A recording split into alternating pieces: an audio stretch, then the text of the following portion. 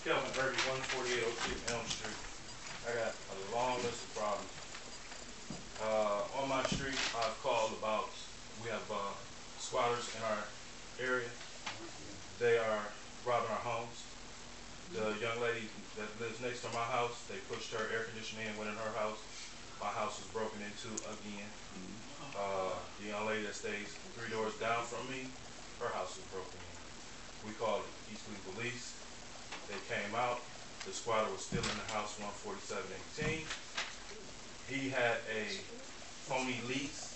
He had popped the meter off the home, had power to the house, had heat in the house. East Cleveland Police said that, asked the squatter, wasn't he on Orinoco doing the same thing? He claimed he worked for Hot Sauce Williams or Wilson's, whatever it is right here on Euclid. He kept on saying that's who he rented it from. Come to find out the house is still in foreclosure. No one's purchased this house. This house has been vacant since I moved on my street. Also, that when the police officers, they didn't put the man out of the house because they said that he had changed the locks. They said that it would be CEI's problem to come out to rectify that he is using power illegally. East Cleveland Police did not take this man anywhere. To this day, he's still in the house, 14718. Elm Ave.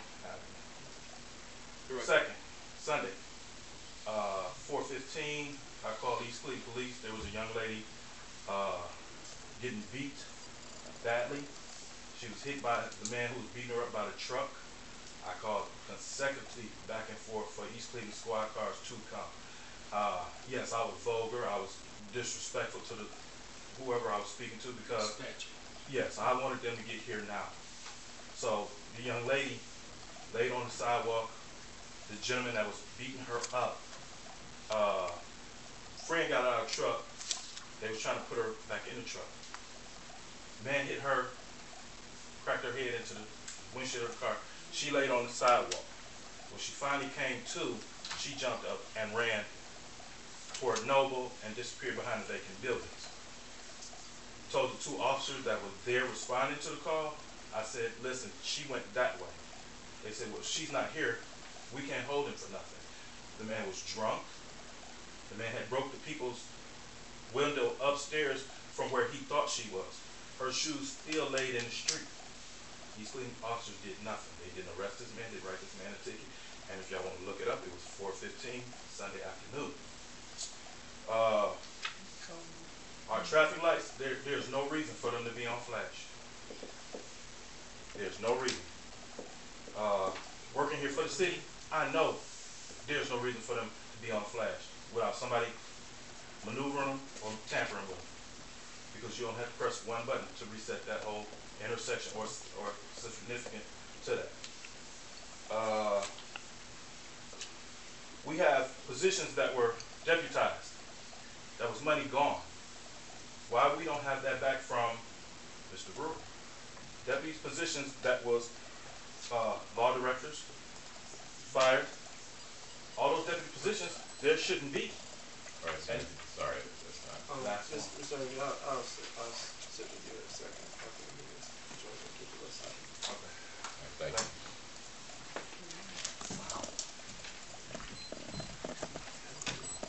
My name is Marilyn Sharpley, and I live at 1728 North Taylor. And I just want to say, some of you probably know who I am, and all the meetings I've been coming to get my street repaved. And I haven't been back here since it's been done, but I just want to thank you for all the efforts in the midst of all the issues and the ills of East Cleveland. For you to have accomplished this shows what the administration and council can do when they work together. And I'm speaking not only for myself, but everybody on my street. And they did a beautiful job. And now it's like everybody's really proud to have people come by. And I just want to say thank you.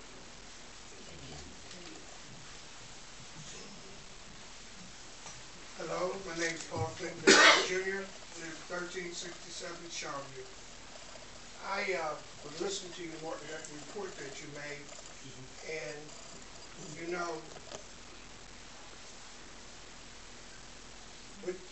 those people was talking about what they did for East Cleveland, that's supposed to be going on every day. You know, don't get me wrong, but inspectors, we have inspectors, but they don't work for East Cleveland. They work for themselves. Like the guy just telling you about that house. These people come in East Cleveland, fix these houses up, rent them out. Houses have to be inspected by the city. There's no inspectors. I ain't seen that. Don't get me wrong. I know things tight. I know. But the thing is, what you were saying, that's lost. It's supposed to be going on every day. Okay? What happened? We ain't got no inspectors, I guess. All right? So these other people out here taking upon them steps, they the inspectors. They pay for their own self. They pay the crackheads come in and fix the houses up. Whatever water. There's people turning the water on, turning the gas on, turning the lights on all day long. Like you said, police come. They can't put the people out because the lights is on. Light people don't care as long as you call down and say, I live in 1367 Shelview. You pay this bill, they're going to turn the lights on. I had a guy come on my street, and I went down to check with him, asked him what he was doing. The house was empty. He said, well, I just bought this house, and I'm fixing it up. I said, okay, that's a good thing, you know. Girl moved on the street. She had 5 kids. And what happened was, she had put the trash out on a Tuesday. So I went down and told her, you can't put trash out on Tuesday, they put it out on Thursdays. Come to find out, we get in this conversation, she hasn't done know anything about plumbing. The guy who rented the house out to her, she gave him $1,200. He told her, well, what you do, you go and get the sink fixed and the stove fixed, and we'll just reject that. And so, the guy told you to fix that house up, he was gone. He just took her money. She stayed in the house 2 years until she quit paying the water. And she had to move. That's what they're doing all over in East Cleveland. They're getting away with it. No inspectors. You know, I'll do it free if you need an inspector. Keep that in mind.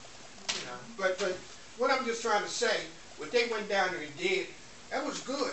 But that ain't nothing new. We're gonna do that every week.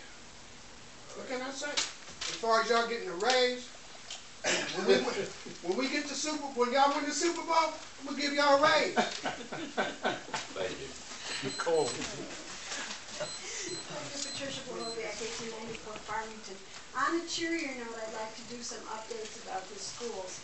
Our Suzuki violin teacher, who teaches at Chambers Elementary, last month she was part of a panel discussion at the City Club of Cleveland, and today she was on the news on WCPN regarding some performance she's doing tonight. But at any rate, the City Club panel discussion, which I arranged as part of the Education Subcommittee of the City Club, you can listen to it if you go to the cityclub.org website. Second thing is that our Chinese teacher did start, and so at Chambers Elementary School we now have both Chinese language and Spanish language taught there, and I think that's a wonderful thing. Also at the City Club there was a discussion of the efficacy of the charter schools, and if you go to knowyourcharter.com, you can see how much money the schools of East Cleveland have to pay to charter schools that are evaluated to be less effective than the East Cleveland schools. For example, we spend approximately $1.6 million on Apex Academy, which according to knowyourcharter.com is not as effective as the East Cleveland schools. I believe there's about another $1 million, and I don't quote me on that one, but there's more money that we spend on other charter schools that are not as effective as the East Cleveland schools. So it's a difficult situation. But we have a lot of good things going on, and of course we continue to have our wonderful mock trial team and our wonderful band and a lot of our great sports teams and some other good things that are going on. And of course we continue to be challenged by a number of other circumstances. Thank you. Thank you. Any, One more. Gerald Struthers, 44112 News. About 2 summers ago, we had a meeting. It was during the summer when we talked about these lights. And I wish that we could find that little color diagram that says all the lights are supposed to be shut off. Because we thought about this 2 summers ago. About 2 summers ago when we had that meeting, the guy came in with the color thing and said how many lights had to be cut off. And we were supposed to cut off all these lights. So when people are talking about flashing lights, a lot of these lights are not even supposed to be here now. And I think we're just trying to find that color diagram of all the lights are supposed to be shut down. I just wish that that could be brought out so people understand why the lights are flashing. Because a lot of these lights are supposed to be turned off, to be cut off. That's what the meeting said.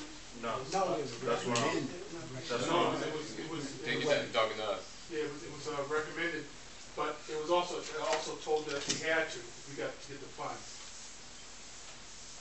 And that's what, I mean, 2 summers ago, there's a color green, I don't know where it's at.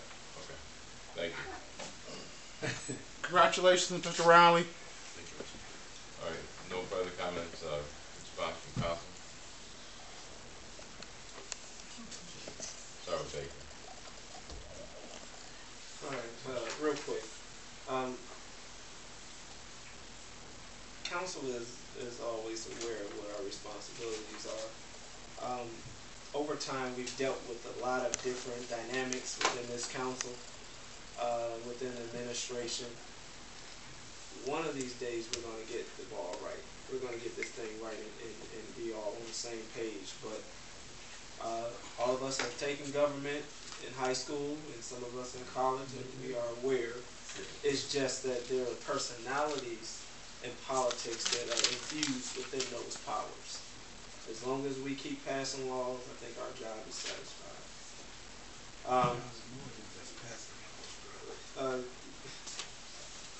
All the other stuff is window dressing. I want to thank the residents for the activism. Ms. Sharpley, thank you for the thank you. We appreciate you coming back and letting us know that there's a job well done. And if anybody heard you, I did hear you. Mr. Townsend, we are helping get revenue into the city. Each council person is active in finding revenue. The administration is active in finding revenue. We're just in a tough situation right now. And right now, it's easy to lean on government, and that's what we're doing all, across the nation with regard to the federal government. But there's one time, at any time, we need people. We need our residents at this point. This is an all hands on deck situation, and it's just not going to happen with 5 people up here and an administration that's 3 people working on a day-to-day basis. We need everybody to have their hands on deck. Everybody speaking to somebody about the good things that happen in East Cleveland. There's always not negative things going on, but there are some good things. Our schools are doing well, and some programs as well. Mr. Irby, I will respond to those squatter situations. Our law department did hear that, and so I know that they'll probably go out and challenge the situation a little bit through our housing department. Mr. Struthers, the traffic signal, that presentation was a lengthy presentation in which some of the residents before us were not there. That presentation simply stated that there are some signal areas in the city that need to be taken down altogether. But what we're dealing with at this point is signal issues. There's some malfunctions going on. And so with the malfunction, the traffic camera and the lights will be on flash.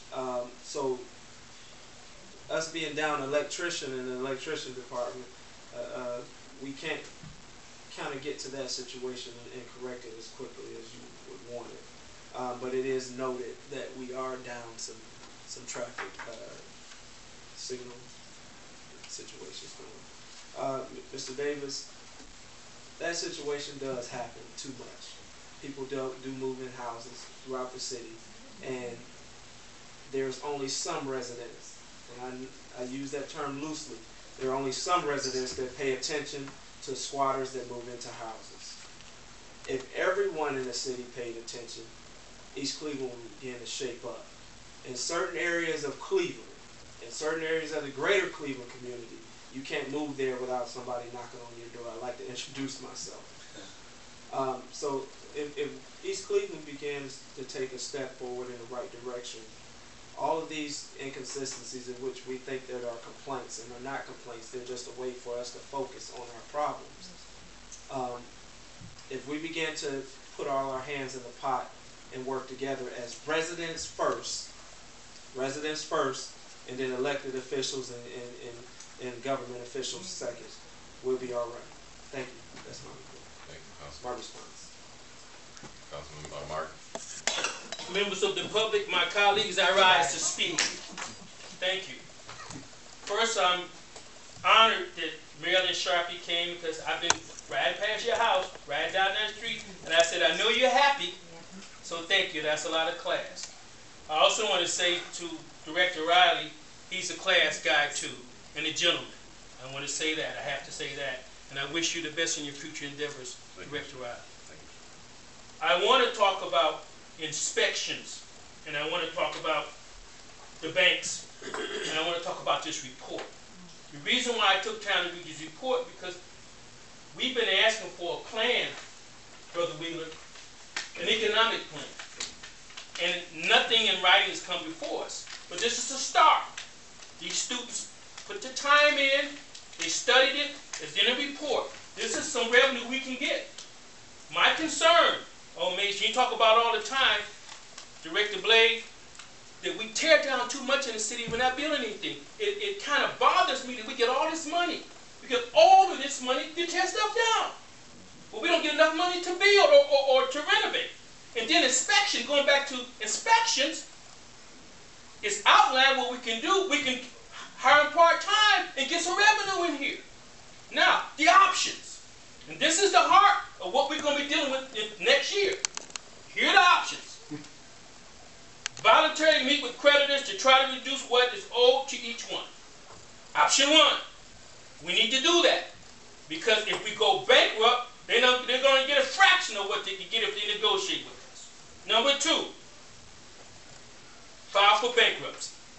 Those are options. Number three, merger. Yeah.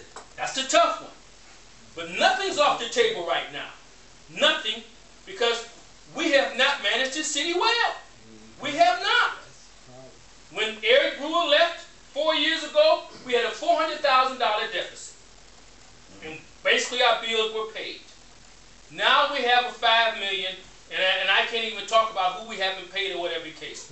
But David Yost, the state auditor, put it very we're insolvent. He talked about deficiencies, structural deficiencies in what we're doing. He said if he gave us the money, we'd be back in a situation in a matter of months. So we got to have a plan. And everybody sitting at this table is a part of the plan, as well as the administration. Information has to be shared. There has to be a plan. It's my hope that if we do that, we might be able to avoid a merger, Brother Wheeler. But we've got to do that, and we need to be doing that now. We need to be doing that now. We need to be doing that now. I ride through the city, and I shake my head when I come to a street light, and the stop sign's there. There's a big sign up there, and I say, oh, it's a stop sign up in the sky. I said, this is only East Cleveland. And then I won't even talk about the potholes.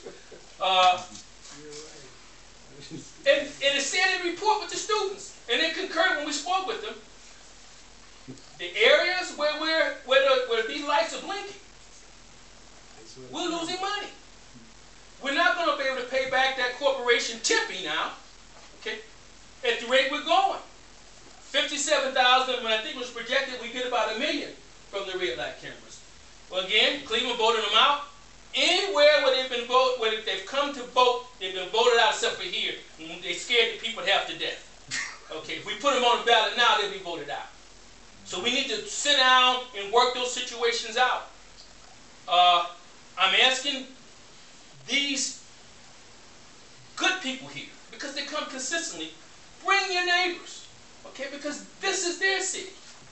I don't think you want to merge. When we had the talk with Case Western Reserve, we had Dr. Norm Krumholz from Cleveland State, we had Ed Jersh from Ed Fitzgerald's office, and we had Mark Chuck from Case.